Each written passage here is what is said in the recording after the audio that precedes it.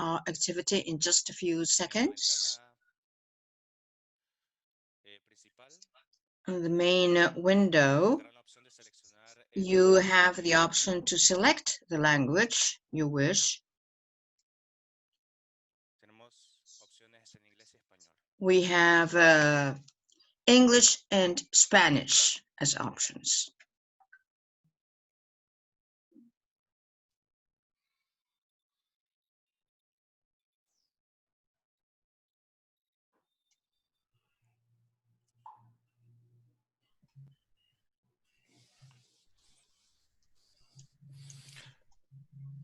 Buenos días a todos. Good morning to all. Este evento va a comenzar. Antes de empezar, quisiéramos Before we start, what we would like to let you know is that the main language in this event will be Spanish, but we have simultaneous interpretation into English. There will also be another presentation in English, so you are asked, if you wish, to click on the icon to select the language. To all. Now he's speaking in English. There is an option to select simultaneous interpretation on the interpretation icon on the Zoom bar. Please click it and select English for English language. Thank you.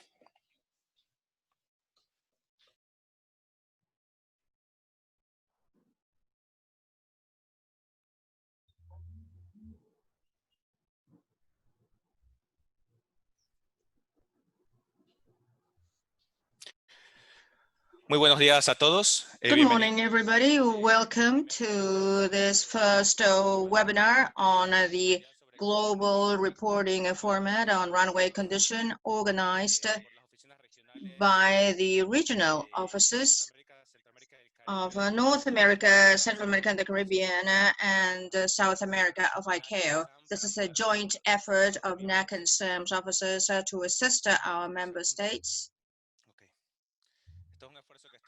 This is an effort ICAO's NAC and SAM regional officers are making in order to support member states in the implementation of this new provision. We welcome you all. We are still getting more participants. At this moment, we have 237 participants.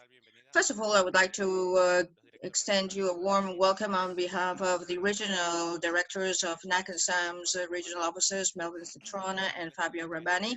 This event was organized together with the support of the International Airport Council, ACI-LAC, of Latin America and the Caribbean. As you know, this is a strategic member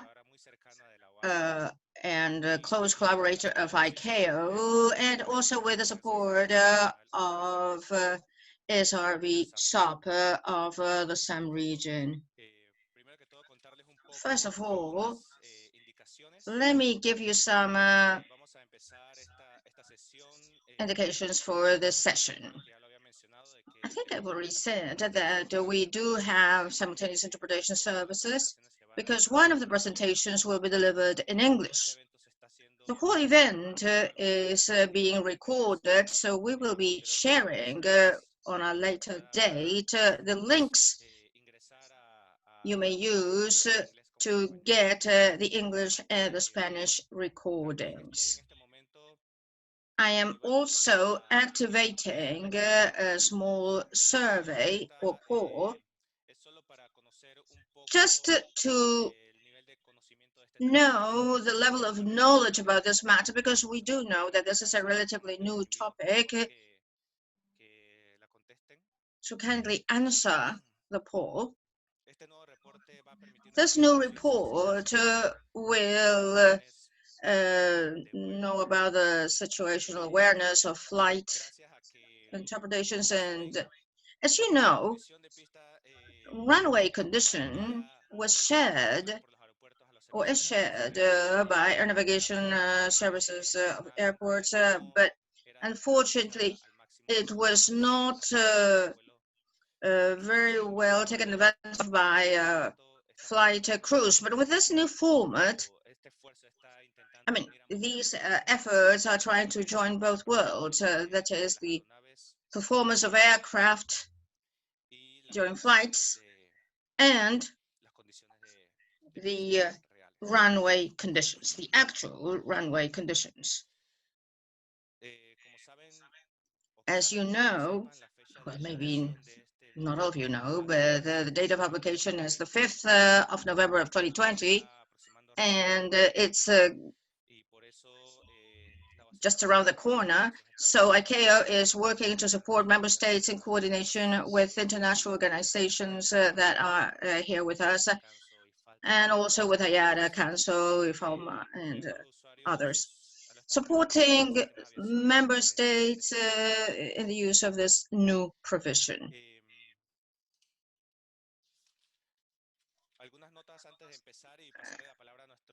Before I give the floor to our ACI-LAC colleagues and then our first panelist, I would like to tell you that the event has disabled the chat room, but we do have a question and answer option, which is the small icon that you should see with a Q&A icon. So take advantage of that option, please, if you want to ask a question to the panelists or any other question about these matters. This is a first effort we are doing together with ACI-LAC and the regional system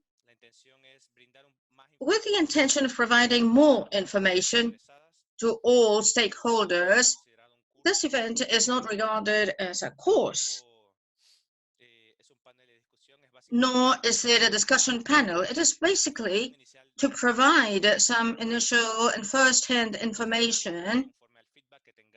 Based on your feedback, we will be preparing a number of subsequent events to provide more information, if necessary, to all participants. And that is why we encourage you to use the Q&A window.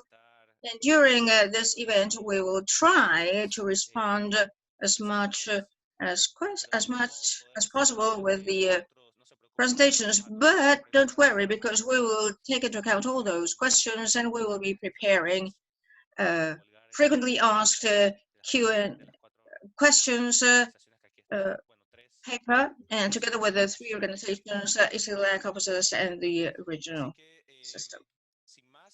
Well, without any further ado, I would give the floor to Elena Sandoval, ACI-LAC representative, to say a few words.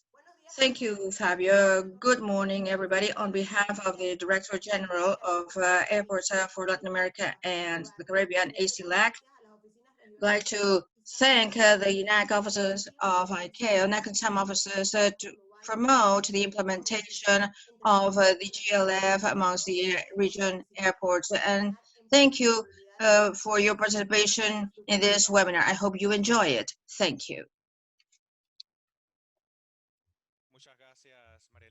Thank you, Maria Elena. On behalf of the Technical Committee of the Regional System, Rodrigo, I would like you to say just a few words because the Technical Regional System is also part of ICAO, the SAM office. Rodrigo, are you there? Good morning. Thank you. Welcome you all. It is a great pleasure to have you all in this webinar. We have a lot of attendees, more than 250 colleagues in the CAR and some regions. Well, this is a topic that, as far as I see, the SRVSOP is just about to begin the service. And as Fabio was saying, the date that it will become effective is just coming up. So with all the stakeholders, you can get more information And I hope you give us your feedback, because we will have the Q&A, and then after the seminar, if you're interested, we will give you more instructions. Thank you. Hope you enjoy it. Muchas gracias, Rodrigo. Thank you, Rodrigo. Let me show you on the screen the results of our poll. I think you can also see it, right? 47% of the participants show an average or medium level of knowledge about this matter. But it also shows that 42% of our participants, actually 46% of our participants have a low to null level of knowledge. This is good feedback for us, because we know that this is a new methodology that is just about to be taken over by the states in use. So during the presentations, you will see that there is a very important component of tasks the operators have to carry out. And the regulator has the role of guaranteeing that the interaction between the airport operator, air navigation services, and the crew can be in a good manner. So, without any further ado, let me give you Engineer Jaime Calderon.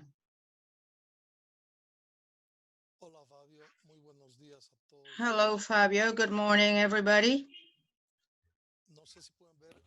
Can you see my presentation on the screen?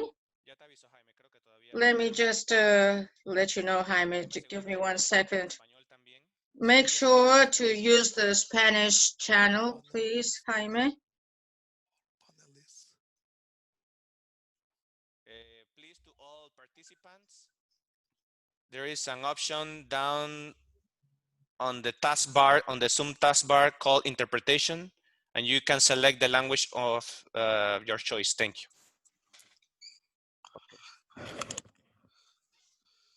Si ven la presentación, Fabio. Todavía no, Jaime. We can't see your presentation yet. All panelists. Y la cierro. Let me close this first. Y ahora. And now?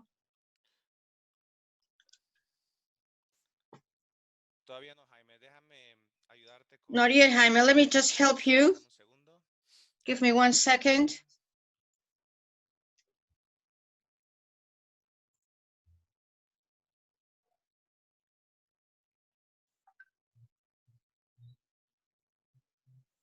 Ahora, Jaime, intenta de nuevo, por favor. Give it another try, Jaime, please. En share screen, ¿verdad? All panelists, y lo cierro. ¿Y ahora? What about now? Todavía no lo veo, Jaime. Not yet, Jaime. Let's do something. Sí, por supuesto. Dame un segundo. Gracias. Okay. El percance.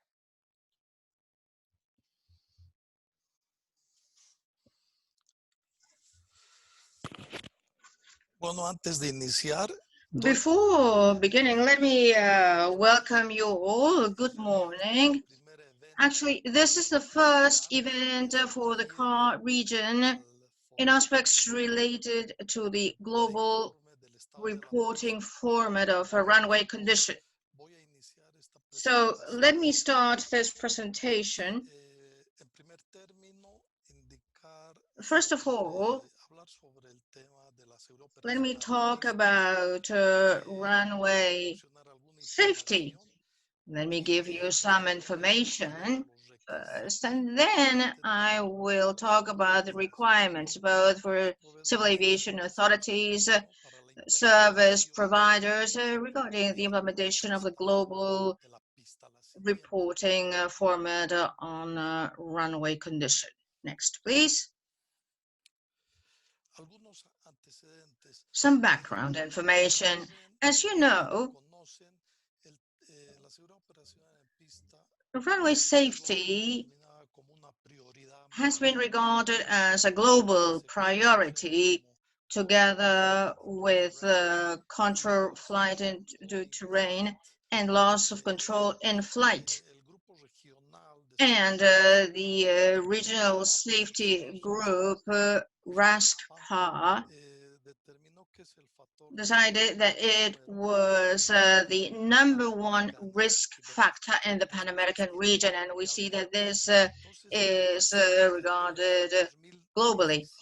In 2017, ICAO set up a task force on an action plan for runway safety with the purpose of getting all the member states and partners of ICAO in order to review the information related to accidents, incidents, and mainly to identify global mitigation actions. A contributing factor is the poor braking action due to contaminated runway. And not only that, but the insufficient noticing and evaluation and measures adopted related to runway condition. And by way of mitigation, it was established the implementation of the new global reporting format, GRF is the acronym used. The date of application, as mentioned by Fabio, is November the 5th of 2020. Next, please. Before this date of application or enforcement,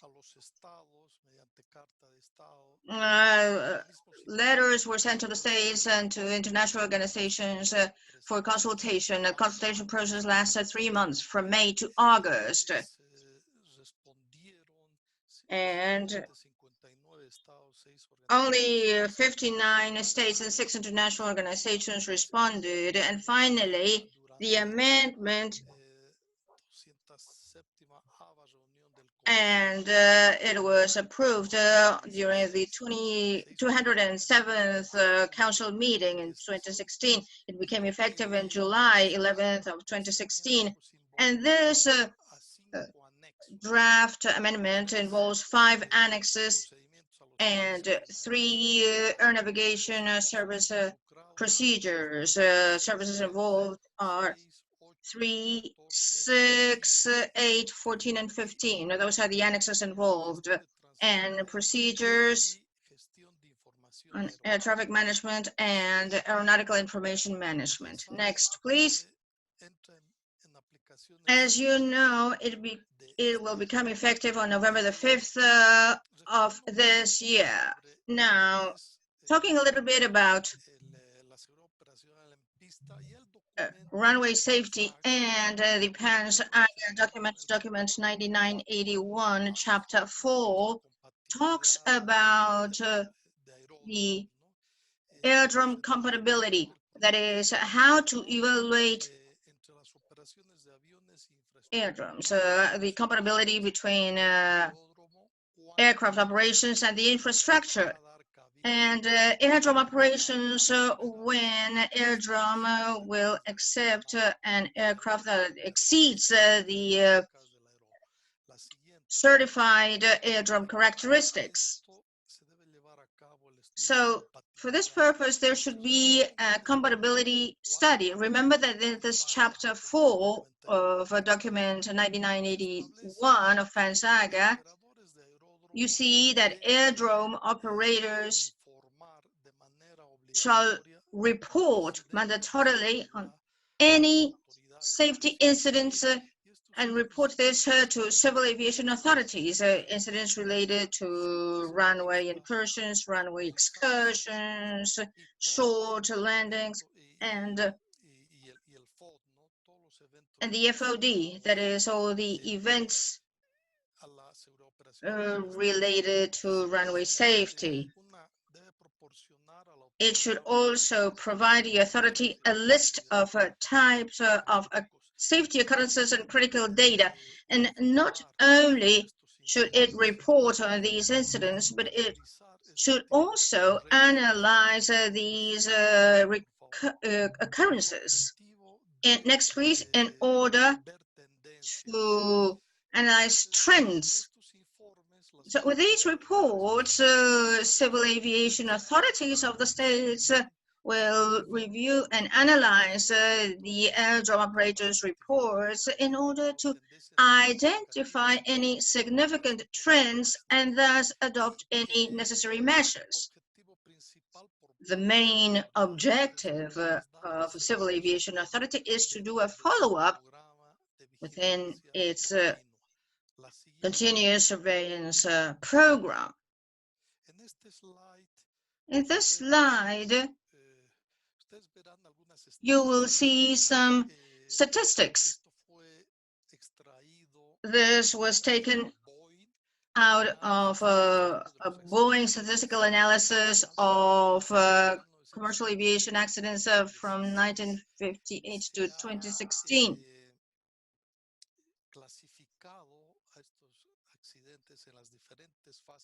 They have been classified based on the different phases of flight. They were given a percentage of all global accidents. As you will see in the last column, the percentage of fatal hull losses is very high in its landing phase. Next, please. And this is why we assign this importance. In the runway incursion and excursion program, airports should establish a runway safety team. Going back to statistics and focusing on the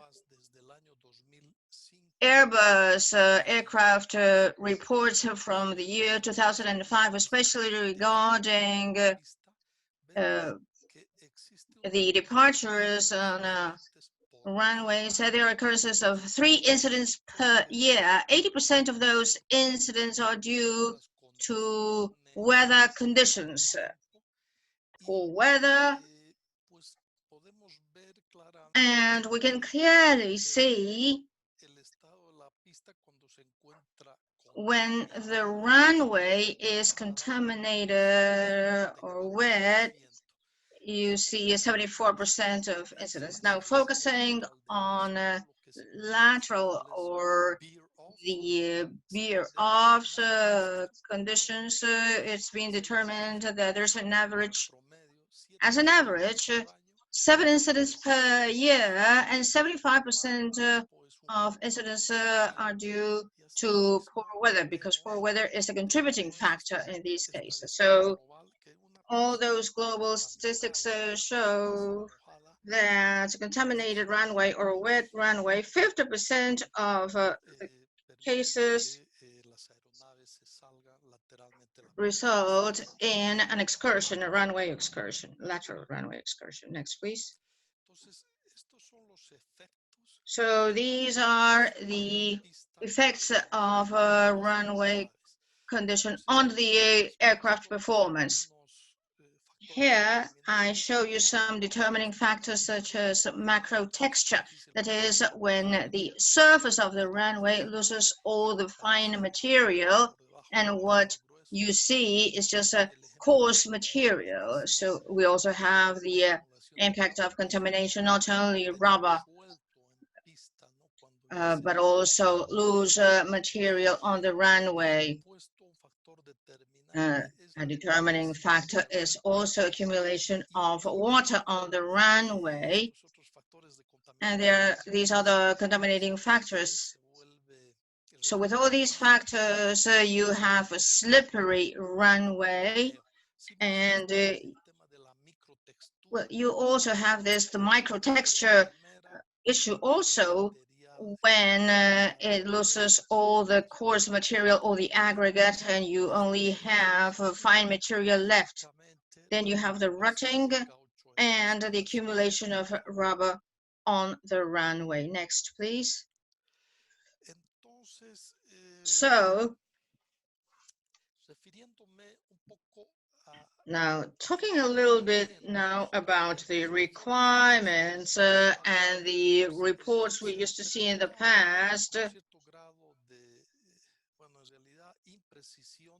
there was inaccuracy in terms of describing the thickness of the runway contaminant.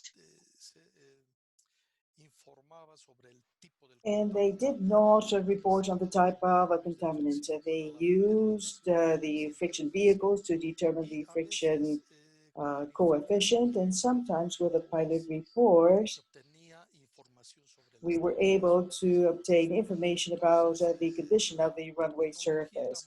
So the terminology was quite different. There were different types of contaminants that were not properly identified. And there was no correlation with the performance of the aircraft. In the case of the coefficient for measuring the friction of the runway, that information made no sense for the pilot of the aircraft. To report that the friction coefficient on the runway had a value of 0.4, that meant nothing. It had no technical meaning for the pilot of the aircraft. So in summary, it was difficult to translate the report provided in order to make arrangements or adjustments in the performance of the aircraft.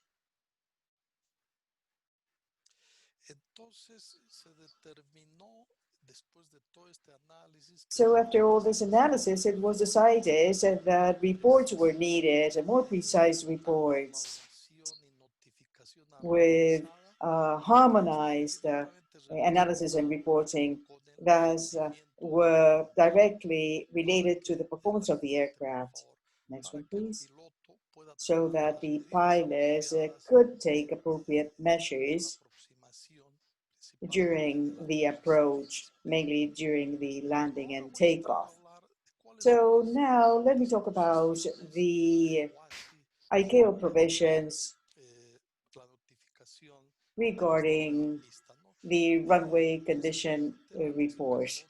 Annex 14 in Volume 1, there you will find provisions with a brief introduction to the GRF, the report, the runway condition report, the runway condition code, which is the runway, the code that describes the condition of the runway, and descriptors to assess and report the condition of the runway surface. Here you see some references, Chapter 2 on the condition of the movement area and related facilities, Chapter 10, very important, within the maintenance of the aerodrome, how to remove the contaminants, and some other guidance material supplementary to the annex in Appendix A.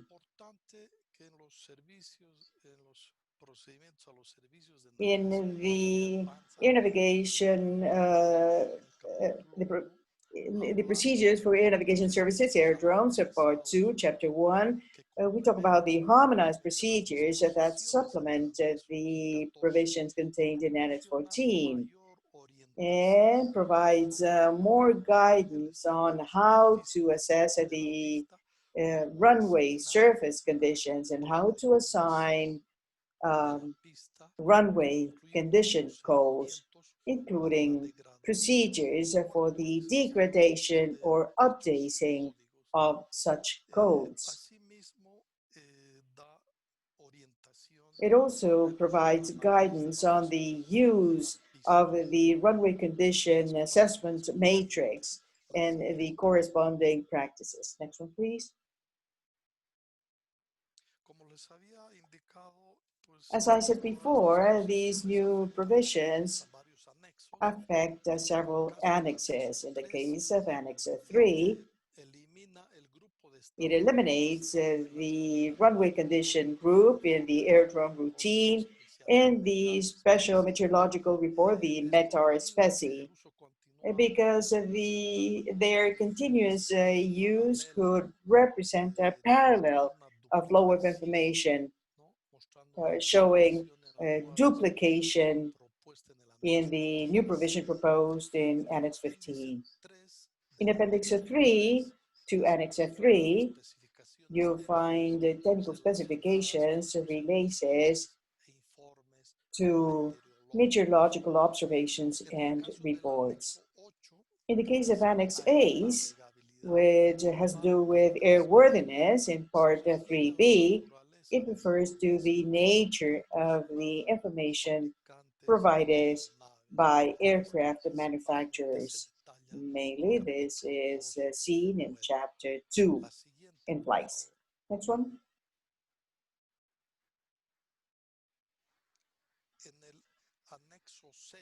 In Annex 6,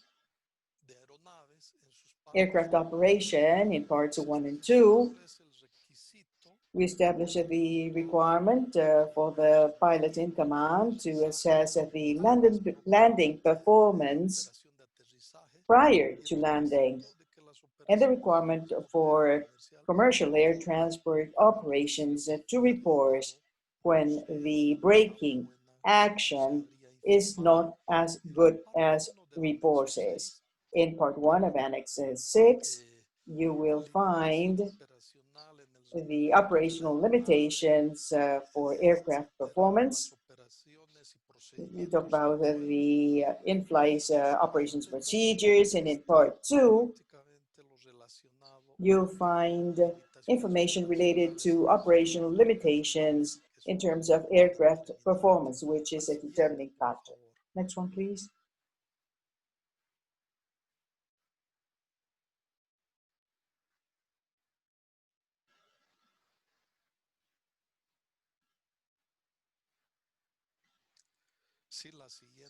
Next one, please.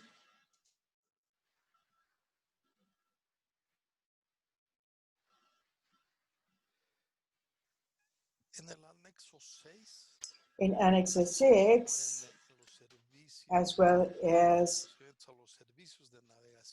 in terms of air navigation services, that refers to the management of aeronautical information.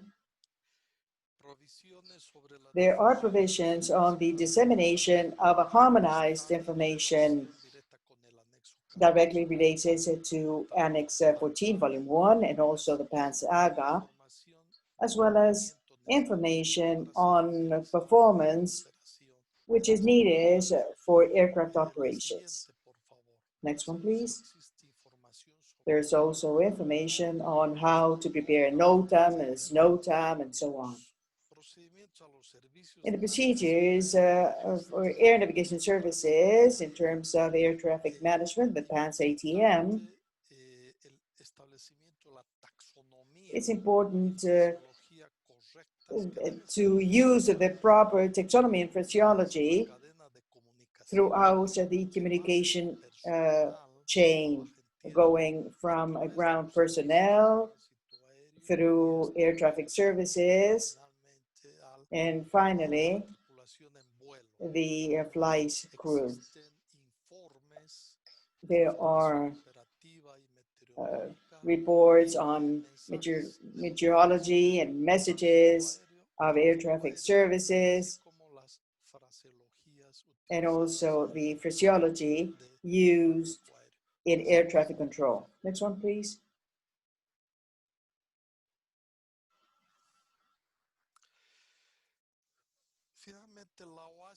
Finally, ICAO has developed a Circular 355, which expands the requirements of Annex 14 and makes reference to the assessment, measurement, and the reporting of runway surface conditions. Of course, this is related to that established in document 1981, PANS-AGA. This circular will be published soon in Spanish for all the Spanish-speaking states and airdromes. So this is a very useful document It provides more information and guidelines. It expands on what is already provided for in Annex 14 and the PANS AGA. Next one, please.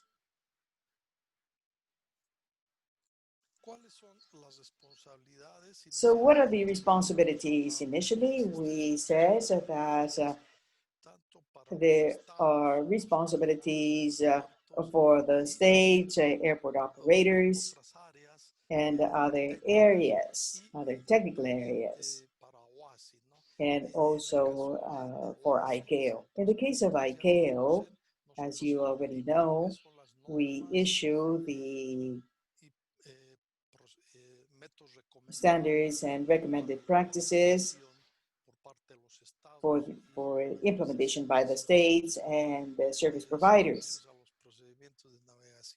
Then the procedures for air navigation services, and mainly ICAO provides a guidance material for proper implementation of the requirements contained in the annexes. And also, PANS AGA has a section related to training, something which is very important, the training of the technicians in charge. On the other hand, the states must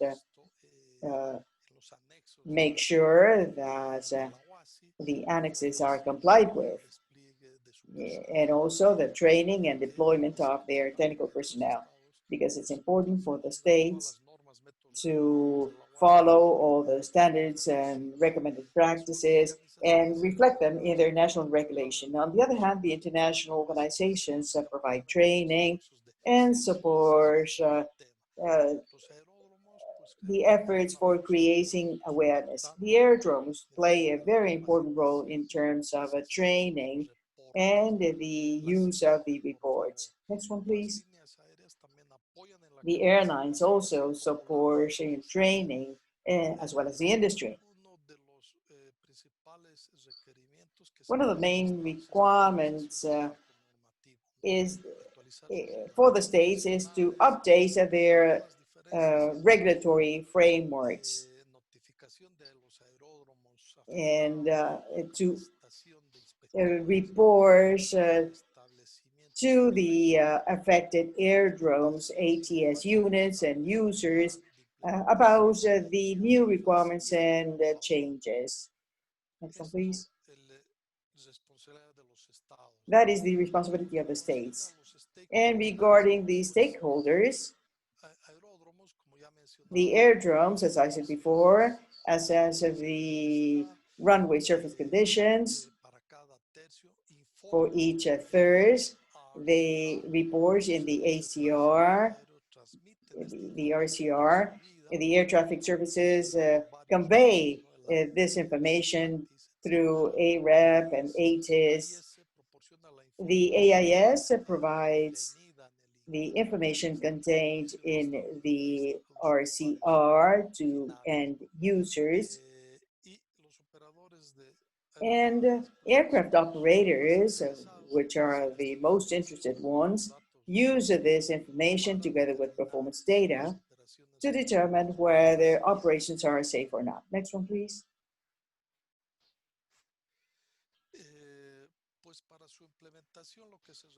For their implementation, we recommend good coordination, planning, awareness raising, teams, and training, basically regarding the implementation of an implementation plan, as I said before. Thank you. And with this, I think I've made an introduction to the requirements and guidance materials of ICAO and some of the responsibilities of the stakeholders. And with this, I finish my presentation and I give the floor back to Fabio. If you have any questions, I'm at your disposal.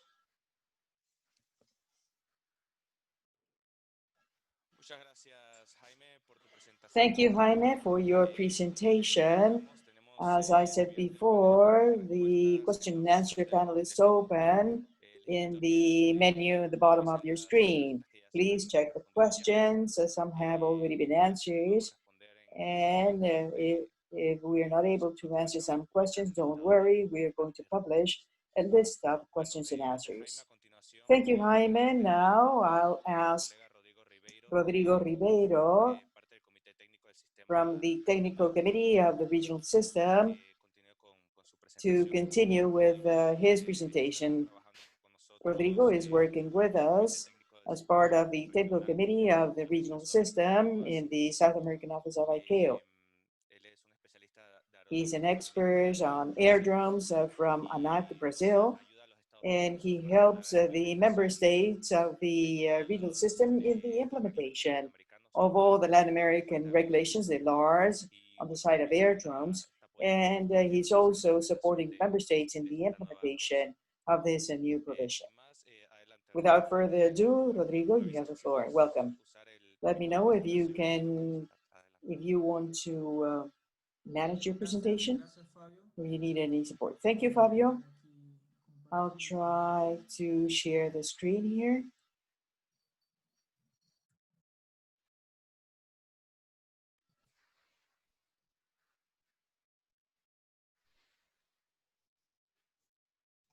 Ya veo la pantalla, Rodrigo. I can see the screen, Rodrigo. Good. Remember to select Spanish, the language in which you are. Okay.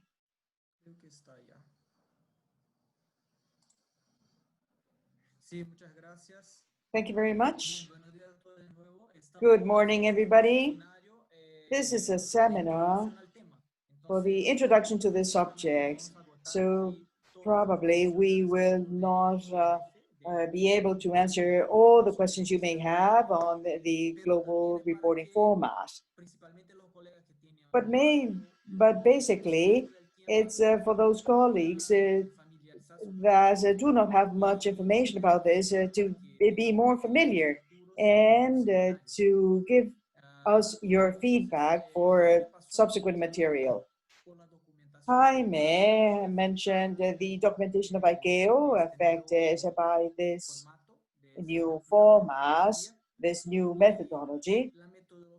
And the methodology itself, in other words, how it is to be done, and it has the greatest impact on airdrome operators and ANS providers, but also airlines. So here I say that Annex 14 and PAN's airdromes, PAN's AIM, which is document 166, and Circular 355 provide a lot of information on how to implement the report. The runway condition report offers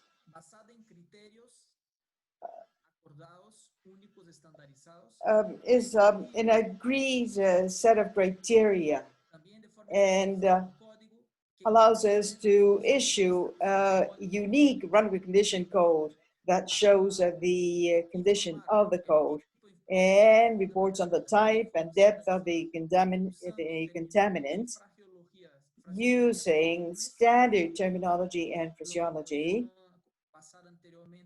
which did not happen before because the airport may use some terminology. The pilots and aircraft operators may use a different terminology, and also globally harmonized procedures. An operator, when receiving information about runway conditions, may understand that information because that information is standardized. So what's the methodology? I would like to talk a little about this. The idea is for everybody to speak the same language, to use the same language to talk about runway conditions, so that when a pilot receives that information, the crew, based on that information, may know or have an idea of what are the conditions of the runway. And even for the most modern aircraft that have it already implemented in the software, they can use that information. The software itself, based on that information, will know how to configure the aircraft for its operations, for instance, landing. So basically, we have two scenarios. One in those countries that are exposed to snow, ice, wet snow, and so on. And others that basically are countries that are not exposed to those contaminants.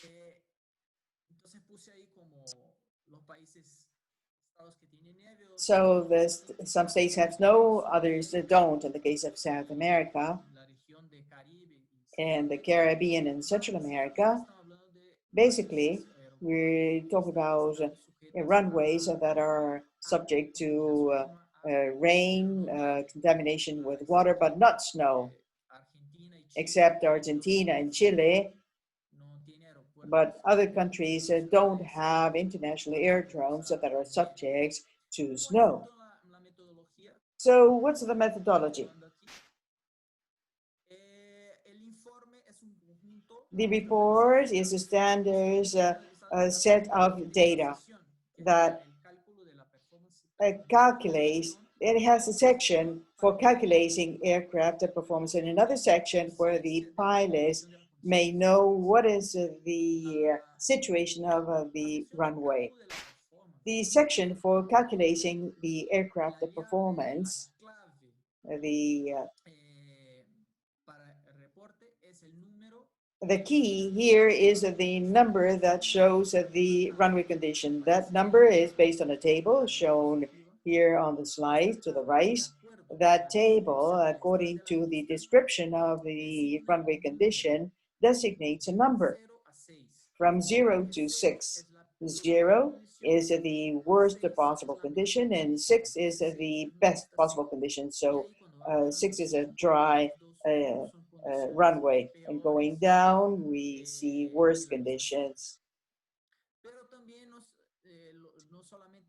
But not only that, the data must show the percentage of the contaminant, because there may be contaminant present, but not all over the runway. So there is a percentage on the surface. And then the thickness, because it affects the performance of the aircraft, and it also has an impact on the code of the runway condition. And also a description of the runway condition. Another section that may include data, for instance, if there is a reduction of the length of the runway, if there is a snow that has accumulated, that's where there is snow. But there are other contaminants, because there may be sand or rubber or other contaminants on the runway. So how does the report work? The report is based on an assessment made by the aerodrome operator. The aerodrome operator inspects the runway, uses its methodology, and assesses the percentage of coverage of a given contaminant, the thickness or depth of that contaminant, and it does it for each third. First, the second, and third of the runway. Those are thirds for the aircraft. For the aerodrome operator is always going from the lower threshold to the higher threshold. For instance, here they should report that to the ATS or the AIS, starting with the first third, starting with the shortest threshold, the lowest threshold. This is the information that the report must contain. So we need the aerodrome locator, the indicator, which is the ICAO indicator, the days and time, the lowest number of the runway designator, the condition code for each third. For instance, here it's 552. The first third is 5, the second 5, and the third is 2 in this example. The percentage of cover of the contaminant for each a third of the runway. In this example, it's a 50% of coverage. Then the thickness or depth of the contaminant, there are rules here that mentions the thickness and the descriptions. For instance, if it's wet, if there's standing water. There's an example here, which is a model used by ACI as to how to prepare the runway condition report. In this example, the field to be completed contain all the data that are mandatory according to ICAO documents. The airdrome, date and time, the runway, the runway condition code for each third, the percentage of coverage by the contaminant, the depth, the type of contaminant for each third, and then plain language remarks below, which are comments on the condition of the runway, sand, no sand, other contaminants, or maybe you can say if as the result of the friction measurement. And there's another field to say if there is a reduced runway width.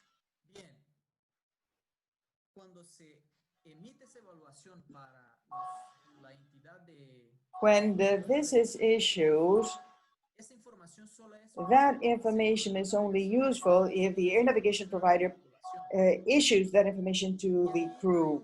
And there's something important here. When this information is sent to the pilot, to the crew, it is sent in the direction of the operation of the aircraft. So the operator made the assessments, reported this, the first, the third, second, third, as you see in the figure, from the smallest to the largest threshold. But for instance, if an aircraft is to land or take off from threshold 33 towards threshold 15, then the tower will inform the runway code to the pilots starting from threshold 33, the first, the second, third part, in the direction of the operation of the aircraft, 35 to 15.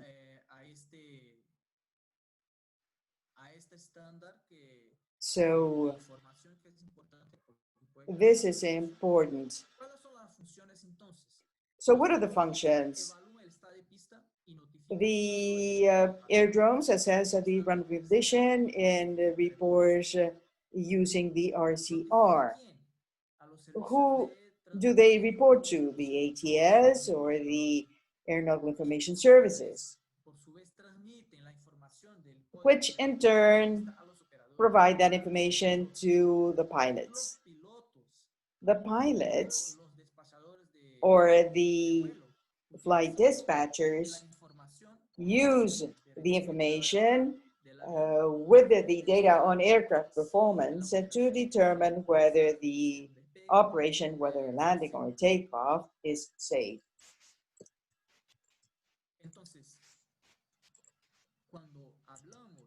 So when we talk about the methodology, and even when we have, or as shown in Annex 14, is a methodology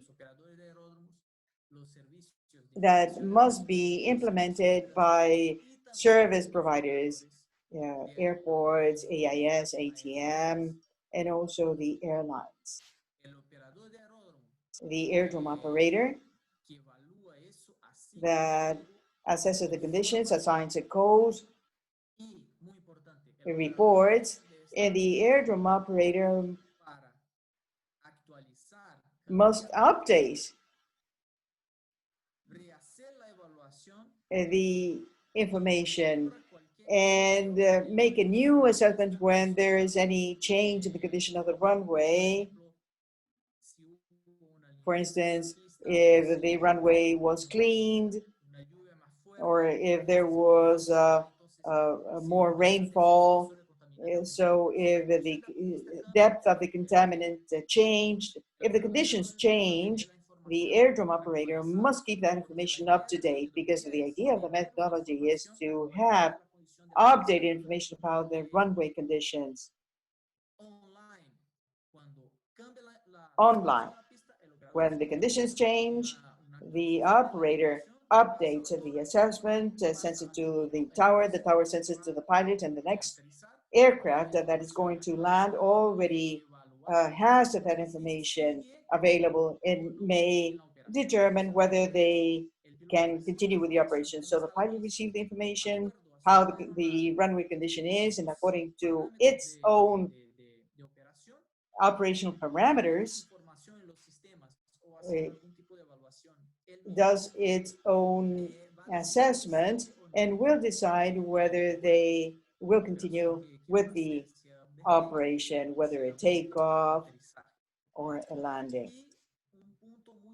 And something very important in the methodology is that the methodology is not only based on the assessment made by the airdrome, and that follows the flow of information to the ATS and the pilots. There's also some feedback from the crew to the system. That feedback, and you can see here the matrix for the assessment of the runway condition. The last two columns to the right relays each runway condition code with the braking efficacy that the pilot feels when doing the operation.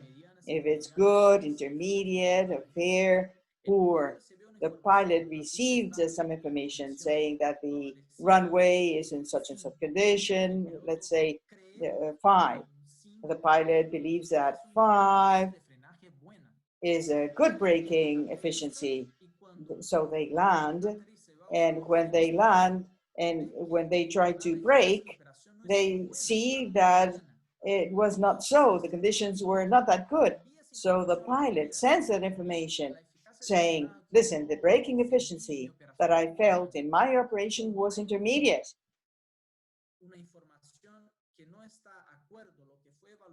This information goes back to the airdrome operator, and he has checked whether there's something wrong. But if the pilot uses my runway, says it was a medium or average, then something that's not good. Okay. Now, taking into account that there are several actors, they need to coordinate the implementation of this methodology. So what we can say is that there are 4 implementation axes, and the state should work on these axes. First of all, to decide on a pilot project, an implementation plan, and secondly, but this is not the only sequence, could be interactive, to update the regulations and then provide some guidance material to the operators, and then promote. This, what we're doing is some kind of promotion. So the state should also promote this amongst its operators, and then promote training. In this case, formal training for operators in the industry, and of course, airdrome operators. Airdrome operators should also provide a training to their personnel. So we need to work on these 4 elements in order to be successful in the challenges related to the implementation that will be covered by our last panelist. Well, first of all, to have the condition to report on runway condition, providing all the necessary information. And secondly, the aerodrome personnel should have all the skills and knowledge to assess the status of the runway and to produce the accurate runway conditions, and then to coordinate with all stakeholders, ATS providers, AIS providers, and airlines. Then to set up a format that is a data format, flow of data based on a certain software. Data have to say how to do this flow, how the information flow will be. And then finally, to provide a training to stakeholders, airport personnel, ATS, AIS, DUV pilots, obviously in different levels of experience regarding these matters. Then to cover different levels of experience and culture, we need to manage changes. So while changes are being made, there should not be any major problems, and then define the procedures by aerodrome operators as to how to conduct the assessment. And mind you, how to conduct the assessment and keep it updated in an aerodrome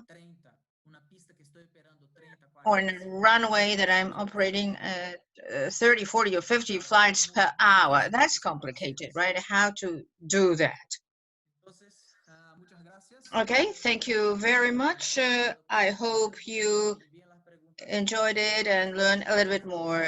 Send us your questions because we'll be using them. Thank you, Fabio. All yours.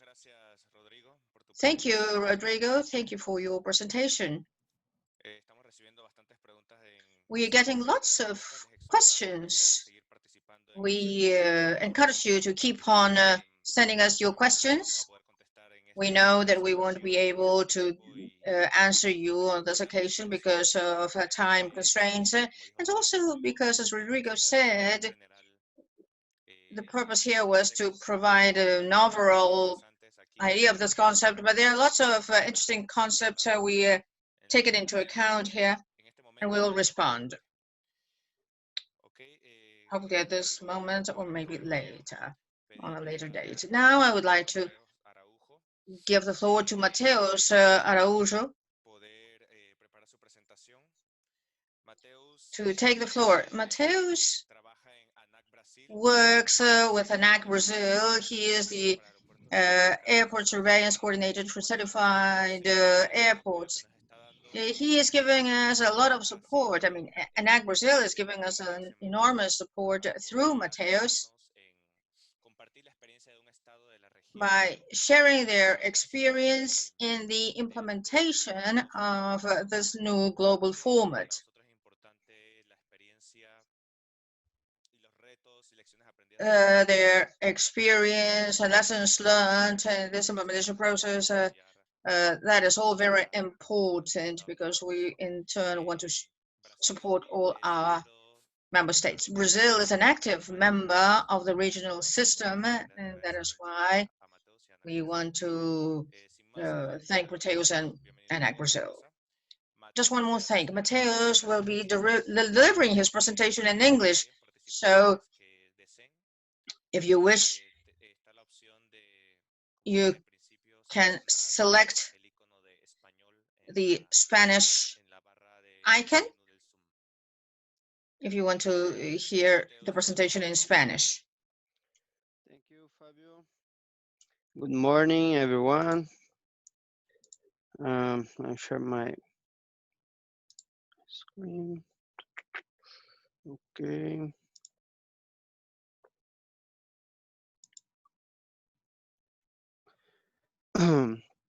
Okay. So first of all, I want to thank you, to say thank you to ICAO Lima office for the invitation. And to be honest, I would like to make the presentation in Portuguese, but it's not possible. So I will try in English. For you, who are ready to lunch at lunchtime, like me in Brazil. Be patient, please. My presentation will be very short and objective. Well, today I'm going to talk a little about the Brazilian, okay, Brazilian experience in implementing the GRF, especially about the challenges and the lessons learned from the pilot project that we did. So for context, in Brazil, we created in 2018 the Brazilian Runway Safety Program. In this program, we started to work to give more power for runway safety teams. Among the subjects covered in the runway safety teams, we are dealing with the implementation of the GRF and in the main airports in Brazil. This is a brief summary of what I'm going to cover today. Please don't start to lunch yet, okay? I will be fast, just 4 topics. Okay, the first one, coordination about the authorities. In Brazil, we have two authorities, two main authorities that regulate the civil aviation. And as the GRF covers themes related to airports and air navigation, we need to coordinate actions between ANAC and the SEA to begin the internalization process. After some discussions, we made a joint decision that it will be important and necessary to start a pilot project on GRF. So we have a lot of meetings and we decided to start a pilot project in Brazil. Why? Well, why is necessary to apply a pilot project? So, in my view, first point, we don't have specific and clear requirements in Brazilian standards to adopt the GRF like instantly in November 2020. So, second, the ICAO regulations don't detail the procedures to be followed, especially because for each country and airport, the procedure must be adapted, obviously, without changing anything in relation to the ARCAM table, ARCAM matrix. For example, to measure the water depth, there are several different paths and equipments in the globe.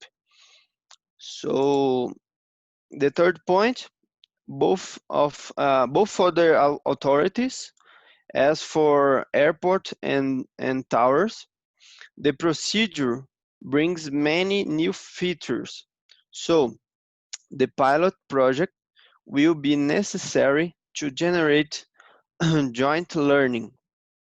So it's a really important point. Is like everybody, every players learning together about the methodology. About the duration. So how long it takes to start and finish the pilot project? So I will not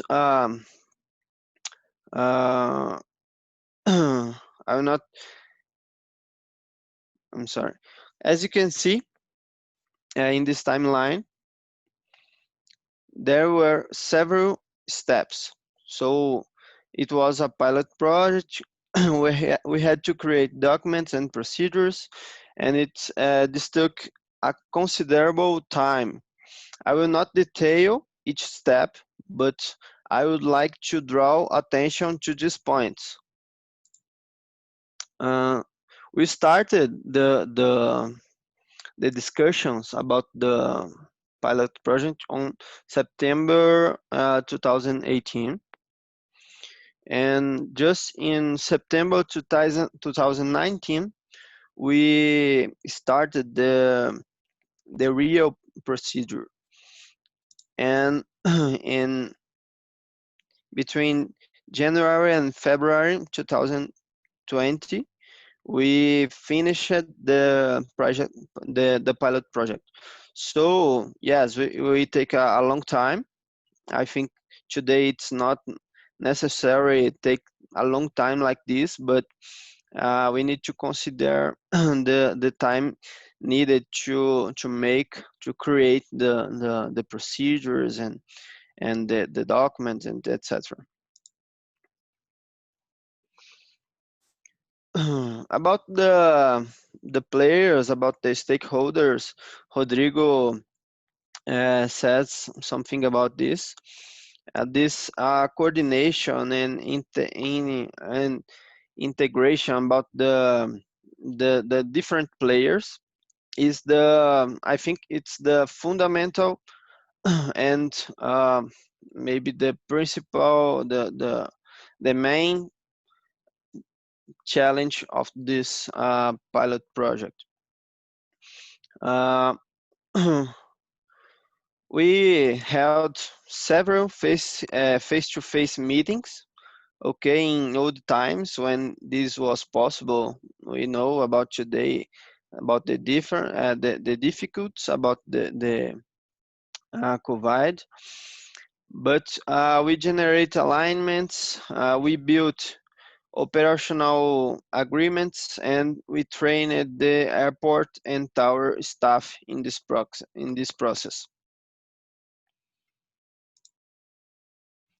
So it's really important this point um, about the operational agreements and training, because I think each airport will have your methodology and needs to make some adjust to import the GRF methodology. Some conclusions about the pilot project.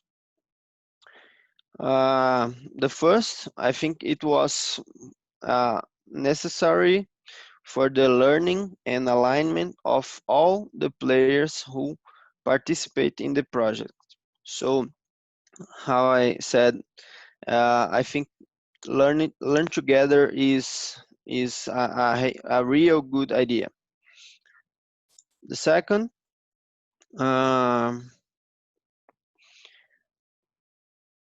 it's important to design and validate the procedures and the information flowchart that starts in the measurement of the running contaminants and has to go to the aircraft cabin. Also, so we have a way, we have a path.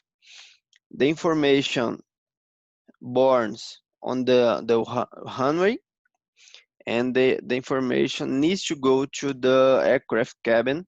So we need to validate and design this procedure for everything happens well. Third, it's really necessary about the collaborative work. It's really necessary. Just one player can't do all the process. And the last one, I think the implementation of GRF is completely possible, but it's not simple. The procedure is not complex, it's not difficult, it's simple, but the coordination about the players, about the stakeholders, it's really, really important, and it's not simple. Okay, I told, as I told, it's what's not it's fast. I want to end my presentation sharing with you a little video, like 2 minutes. And we did this video when we are in the pilot project. I want to say thank you, everyone, and I will share the video, and then Fabio will take the presentation. Just a minute. Oh, this is the link downside here.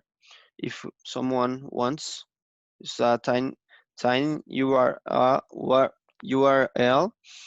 ANAC GRF. Let me share with you.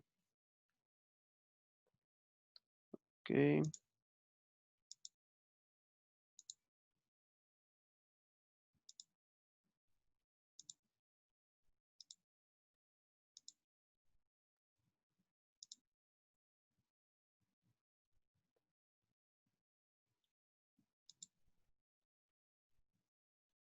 Você sabe o que é reporte padronizado de condição de pista? Uma metodologia que permite ao piloto saber a atual situação da pista de pouso e You know decolagem. what the runway report condition is? It's a methodology that improves the safety and efficiency of airport operations under adverse weather conditions. See how it works. The air operator assesses the runway conditions. The runway will be divided into 3 sections with the help of a table. They correlate the type of contaminant, its depth, and area of coverage that will generate a runway condition code for each third.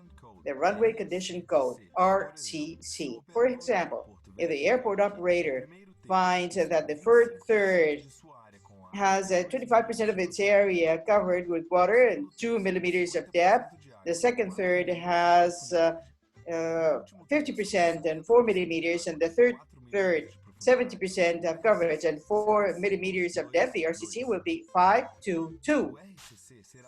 The RCC will be transmitted to the pilot through ATIS or directly by voice by the air traffic controllers. The complete report, called RCR, the runway condition report, will be available for purposes of consultation, planning, and dispatch.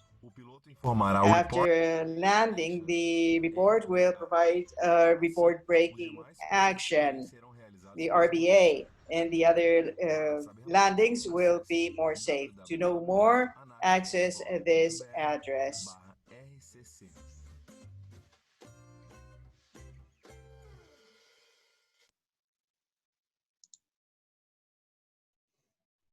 Okay, thank you.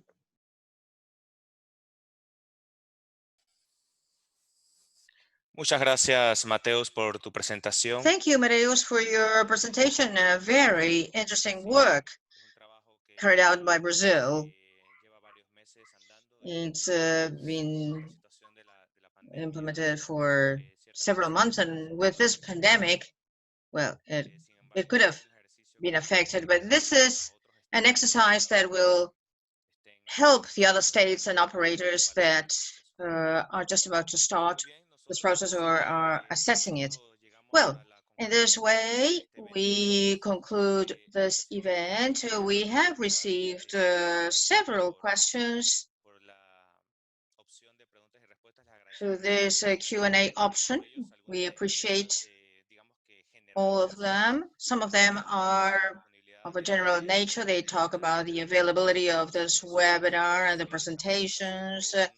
Well, we are recording the presentations both in English and in Spanish, and you will have them by email, and we will probably post them on the GRF global website that are in Montreal's HQ, and there will be links in the NAC and SAM's offices of the regional system and also an ACI-LAC website. You were also asking about having the presentations available. We will analyze that as well as the possibility of having the presentations in English. Well, but for the time being, we will make this video available in both languages. Well, after this, I would like to thank you all for your participation, for having taken this time to be with us.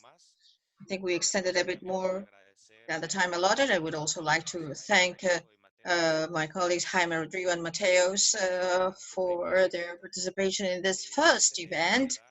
And before closing, let's see if I have it here. Help us answer this very short poll. It's a closing poll. You have it on the screen, I think. It's just to have an idea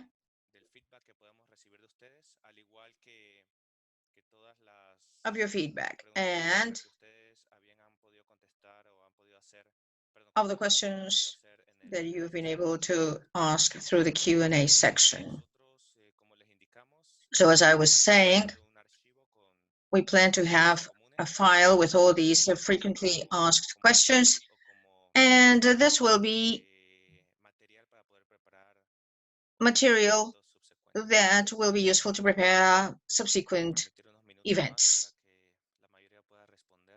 So I give you some extra time to answer the questions. Here, the poll.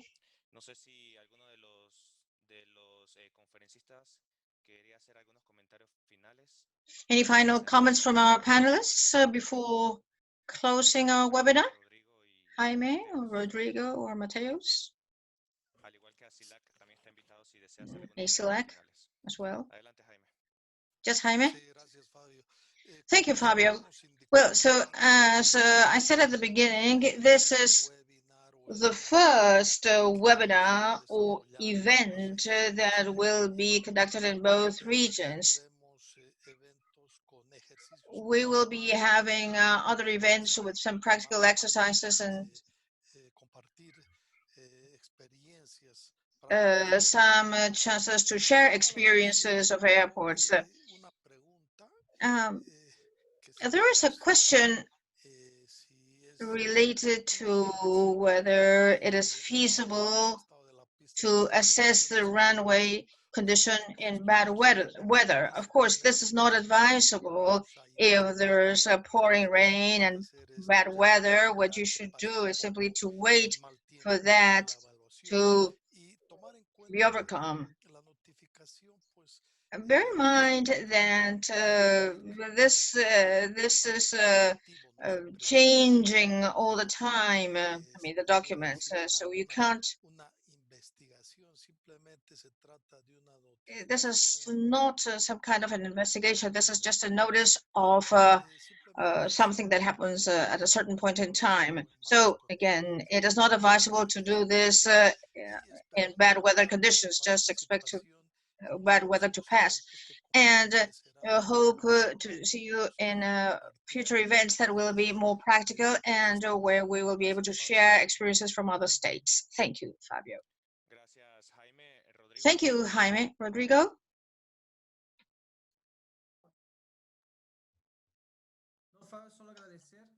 No, just to thank you.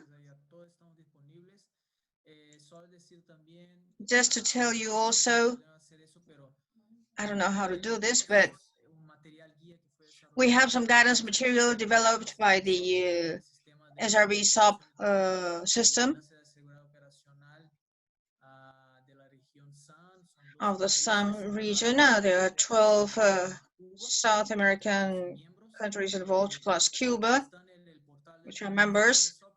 This is the portal of the SRVSOP, srvsop.ai@ro. Well, there is a library available online. It's in Spanish. You have some guidance material there, and I'm also available for anything. And when you get the presentations, you will get my email address as well. Thank you. Gracias, Rodrigo. Mateo, Thank you, Rodrigo. Mateos. Hello, Fabiano. Just say thank you about the invitation.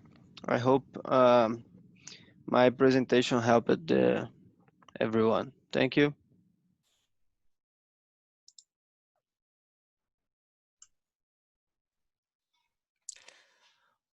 muchas gracias, Mateus. Thank you, Mateos. Con la mayoría ya habiendo terminado nuestra pequeña encuesta.